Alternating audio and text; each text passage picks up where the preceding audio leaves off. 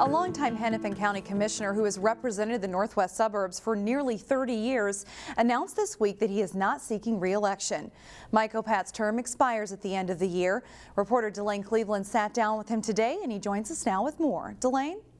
Shannon, Mike Opat was the driving force behind the construction of Target Field, and he was instrumental in the renovation of the World War I monument of Victory Memorial Drive in Robbinsdale, among other accomplishments. Now, after 27 years of serving Hennepin County, he says it's time to move on. It wasn't an easy decision. This is a great job, and it provides all kinds of different opportunities and great variety. But there's a time when I think the time is now. I've done most anything that can be done up here, and at some point it's time to hand it off, and I'd rather that be on my terms. Opat has served on the county board since 1993. The Robbinsdale residents' long list of accomplishments include creating the Hennepin County Youth Sports Grants, which account for more than $25 million in investments across the county. He also helped build new libraries in Brooklyn Center and Brooklyn Park. However, Opat is probably best known for spearheading the financing, development, and construction of Target Field. Yet he wouldn't list that as his greatest achievement. I mean, Target Field is certainly a big thing. The light rail is certainly a big thing. But in terms of preventing human misery, which is largely what the county job is here in Minnesota, and ensuring human potential, helping kids not have kids before they're ready, is the biggest thing we've done. And we're outperforming the state and the nation in that, and I'm really proud of that. Opat says he's not sure what he plans to do next, but he doesn't want to retire, and he has no plans to run for another office. Opat is the third Hennepin County commissioner to announce they're leaving at the end of the year, joining commissioners Jan Callison and Jeff Johnson. Shannon? Thank you, Delane. The news of Opat retiring has drawn reaction from leaders throughout Hennepin County. The president and CEO of the Minnesota Twins, Dave St. Peter, posted on Twitter that Opat filled a decade-long leadership void on the Twins stadium issue. St. Peter wrote, "It's simple. No Mike Opat, no Target Field." Brooklyn Park Mayor Jeff Lundy also reacted to the news, tweeting out, "Job well done and appreciated." Opat listed the beginnings of the Botno light rail project as one of his accomplishments. If it happens, the light rail would go from downtown Minneapolis through Opat's district that includes Robbinsdale and Crystal before ending in Brooklyn Park. The project remains hung up as BNSF Railway does not want to allow passenger rail running next to freight trains on its property. So far, a couple of local candidates have announced intentions to run for Opat's District 1 seat. They include New Hope resident Devonna Pittman, a longtime Hennepin County employee, and Brooklyn Center City Council member April Graves. The filing period starts May 19th. Animal experts say an injured bald eagle found in Brooklyn Center is slowly healing. On Tuesday, a resident noticed the eagle wasn't moving. The resident called police and the eagle was picked up by the University of Minnesota's Raptor Center. Experts determined the eagle's wing was swollen. The injured eagle looks similar to this one in size.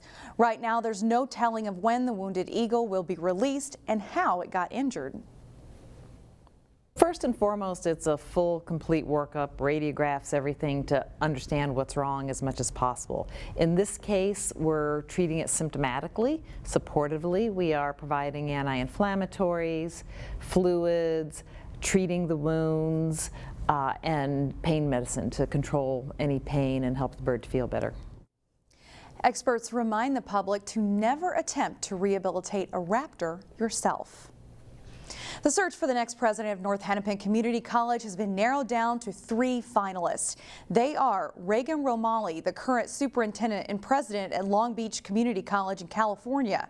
Jesse Mason is the internal candidate who has served as provost and vice president of academic and student affairs at North Hennepin since 2018.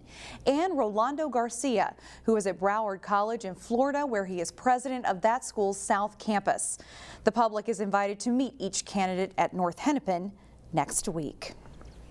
There's a role model at Osseo Senior High, and he doesn't even know it.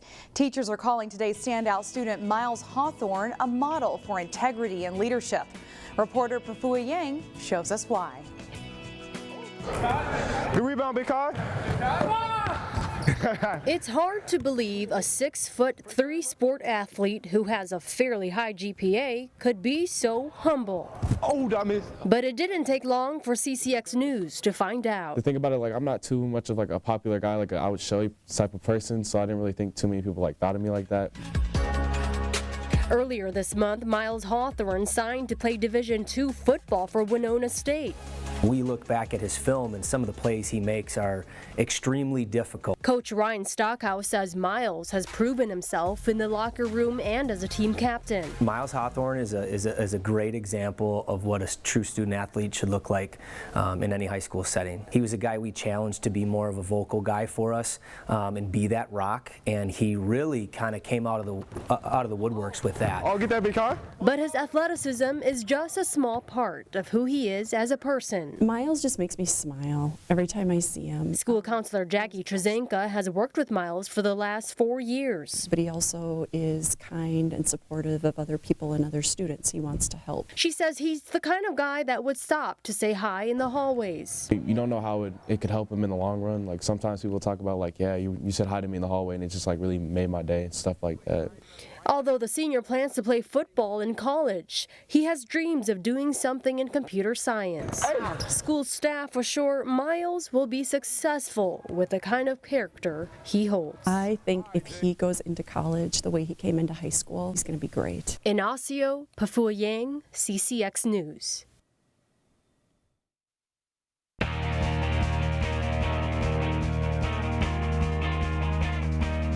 The Maple Grove girls hockey team is hoping to make a return trip to the state tournament. The Crimson hit the ice for the Section 5AA semifinals against Rogers.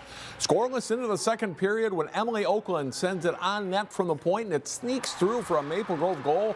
Tough one for Rogers to give up, and it's 1-0 Crimson. The Royals, though, respond, working from behind the net. Brooke Casebo makes the first save, but Allison Hatcher bangs the rebound home. Rogers ties it up 1-1. 4.5 minutes later, Lauren Stensley takes the pass and works into the circle before firing the shot home. Power play goal gives Maple Grove a 2-1 lead after 2. In the third, Tristana Tater takes a deflected pass and unleashes a long shot and hits the net. Maple Grove's got a little breathing room at 3-1. Stensley adds an empty netter in the final minute as Maple Grove advances into Friday's section final with a 4-1 win. They'll face Blaine for the title. We're heading into the home stretch of the regular season in high school girls basketball. Defending state Class 4A champion Hopkins is still undefeated and mostly unchallenged. The Royals hosting Eden Prairie in a late conference game Tuesday. Hopkins starts cold and the Eagles take advantage. Nia Holloway finishing with the fast break. Then Mira Morgiani drives hard for the basket and foul for EP. But the Royals get on track. Paige Bueckers, great pass to Taylor Woodson, and the freshman scores. Then Maya Najee passes out of the double team to Elena Contreras, and she hits for 3. The Royals are up 23-17. Bueckers threads another great pass, this time to Najee, and she scores off the glass. Amaya Battle on the run. It's a nice move and scores 2 more. The Royals are up 54-31 at halftime. Early in the second half, Bueckers hits for 3 as Hopkins rolls to its 21st victory of the season. 88-64 is the final. Hopkins basketball star Paige Bueckers will play in the McDonald's All-American game this spring. She was honored in a pregame ceremony Tuesday night.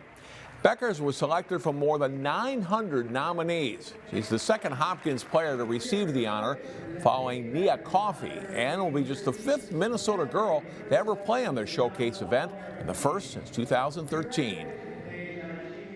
When I first got announced to be a McDonald's All-American, it was like a dream come true. I watched the game when I was younger, just like dreaming to play in that game. So to actually finally be named to be a McDonald's All-American, it means everything to me. It makes me feel very lucky. I mean, there's only been 5 in the history of Minnesota girls basketball, and I've had 2. I mean, I just feel like very fortunate, and you know, I just wish her the best, and I think the best is yet to come for her. I really do. The 43rd McDonald's All-American Games are April 1st in Houston. Two of the teams chasing Hopkins in the Lake Conference are Wayzata and St. Michael-Albertville. Those two matched up for the second time in 14 days Tuesday night at Wayzata. A good start offensively for the Trojans. Jasmine Smiley left open on the wing, knocks down a three-pointer. The senior scores 14 points on the night. Olivia Arnebeck had a big first half shooting the ball.